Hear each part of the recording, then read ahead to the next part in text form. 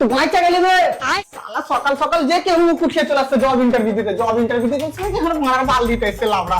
আর next পাঠাবে।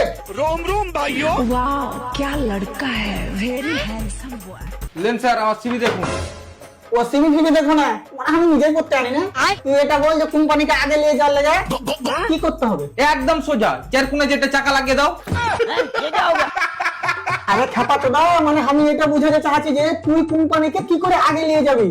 বাল আমি বিনা চাকা টাকা নিয়ে যেতে পারবো না, বানা ঠেলতেই পারবো না। আরে তোর কি মাথা খারাপ হয়ে গেছে? এরাকে দেখছিস, এরা পিছনে 5 বছর থেকে আমার কোম্পানিকে আগে নিয়ে যাওয়ার চেষ্টা করছে। আরো 10 বছর কাজ করলেও আগে নিয়ে যেতে পারবে না, যতক্ষণ না চাকা লাগাবে। কোম্পানিকে 1 ইঞ্চিও আগে নিয়ে যেতে পারবে না। তোর না মানে কপালে কিল দিয়ে না জ্বর করে দেবো।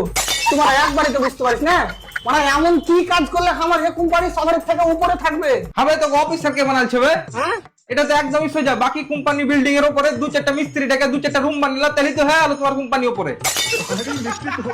হাট দেখে দিলে নিজের অকাত। তোকে বললো না, তাহলে হাট। লে বাড়া এখন আমি ওপরে করার চক্করে ঘাড়ে করে নিয়ে ঘুরে বেড়াবো। अगर ये तो करे क्या, बोले क्या। আরে দাদা তুমি বুঝতে পারছো না কেন?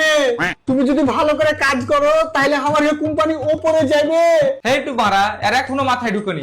আবে মিস্ত্রি লাগা, আমি কি পারবো সোজা দেওয়াল তুলতে?